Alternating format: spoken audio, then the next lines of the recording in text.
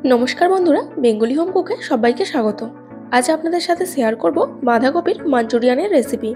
रेसिपिटी बानानो तो खूबই सहज और खेतेও दारुण टेस्टी হয়। এই শীতের সন্ধ্যায় স্ন্যাক্স হিসেবে বানিয়ে খেতে পারেন। তাহলে চলুন বাঁধাকপির মাঞ্চুরিয়ান কিভাবে বানাবেন দেখতে থাকুন। বাঁধাকপির মাঞ্চুরিয়ান বানানোর জন্য একটা মাঝারি সাইজের বাঁধাকপি নিয়ে এরকম ছোট ছোট করে কুচি করে রেখেছি।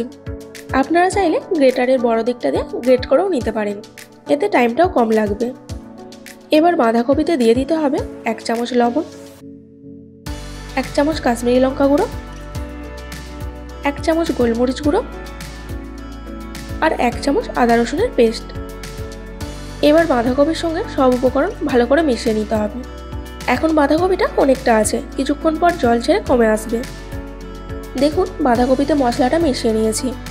এবার বাইন্ডিংয়ের জন্য দিতে হবে 1/4 কাপ ময়দা আর 2 চামচ কর্নফ্লাওয়ার। আবারও সব কিছু ভালো করে মিশিয়ে নেব। কর্নফ্লাওয়ার দিলে বাইন্ডিংটা ভালো হবে।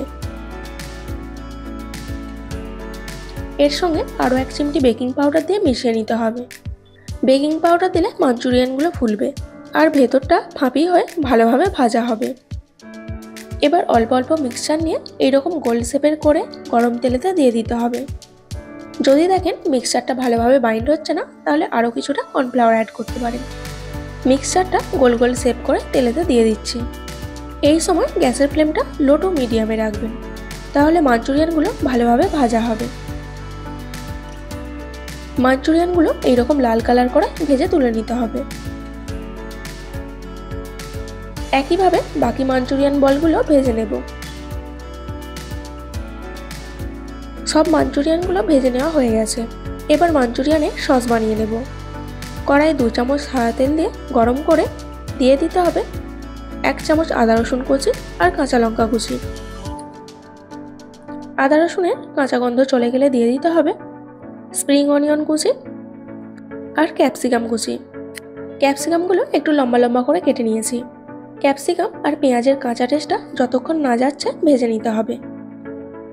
ততক্ষণে একটা বলে সস নিয়ে নেব। প্রথমে নিচ্ছি 2 চামচ টমেটো সস, 1/2 চামচ ভিনিগার, 1 চামচ সয়া সস, রঙের জন্য 1 চামচ কাশ্মীরি লঙ্কা গুঁড়ো, ঝালের জন্য দিচ্ছি ঝাল লঙ্কার গুঁড়ো।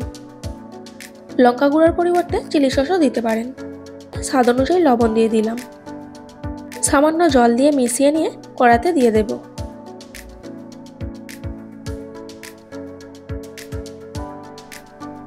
একবার সবকিছু ভালো করে মিশিয়ে নিয়ে জল অ্যাড করে দিতে হবে। এরপর সসটা ঘন করার জন্য 1 চামচ কর্নফ্লাওয়ার জলেতে মিশিয়ে নিয়ে দিয়ে দিতে হবে। কর্নফ্লাওয়ার দিয়ে ভালো করে মিশিয়ে নিয়ে ভেজে রাখা মাঞ্চুরিয়ানগুলো দিয়ে দেব।